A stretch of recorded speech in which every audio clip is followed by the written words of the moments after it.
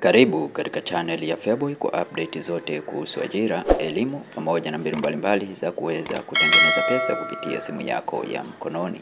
Katika video ya leo tutakwenda kuangalia nafasi za kazi halmashauri ya wilaya ya Karatu. Nafasi za kazi halmashauri ya wilaya ya Karatu.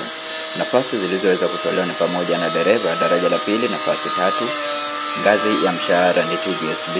Sifa za mwombaji: uwe na leseni, uwe na cheti cha kidato cha 4 na leseni daraja C au E ya uendeshaji wa magari ambayo umefanyia kazi kwa muda usiopungua mwaka mmoja na bila kusababisha ajali. Hakikisha pia unakuwa na basic driving course cheti chake kutoka VETA au chuo kingine kinachotambuliwa na serikali kama NIT. Na nafasi zingine ni mwendesha ofisi daraja la pili. Pia kuna nafasi 3. Sifa za mwajiriwa ni kwamba uwe umehitimu kidato cha 4 au cha 6 na mwenye diploma au stashahada ya uhazili au cheti cha NTA level 6 ya uhazili.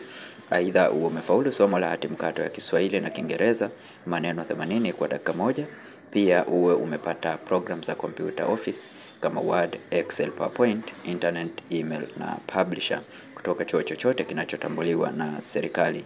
Masharti ya jumla ni kwamba waombaji wote wawe ni raia wa Tanzania wenye umri kuanzia miaka 18 hadi 45.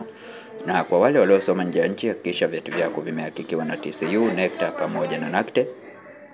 Lakini pia hakikisha unakuwa na vyeti vyako original kuanzia cheti cha kidato cha 4 na kuendelea. Mwisho wa kutuma maombi ni tarehe 24 Novemba 2025. Na kama majina yako yametofautiana au yamekosewa, hakikisha unakuwa na deep poll.